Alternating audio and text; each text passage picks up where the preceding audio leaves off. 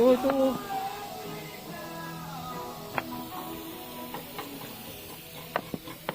Ito sa ibabaw, sangko. Yan natin yan sa ngayon. Yan natin liha. Kasi pag hihingi ng lihat, ayan. Hindi yung ibabaw lang.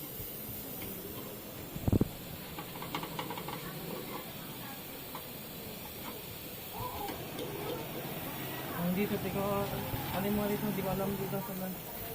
Wala na dyan, tatlo lang. Dito, may isa dito yung mga pa. Hindi ko nga maano ito yung diyahin. Hindi mo sa baba. Wala rito. Mayroong sabi yan. Pinatandang siya. Eh ngayon, dalawa nga lang yan, tapos isa pa ito, bali tatlo. Bilang ko yan. Ay, mayroon din dito isa pa lang. Ano nga?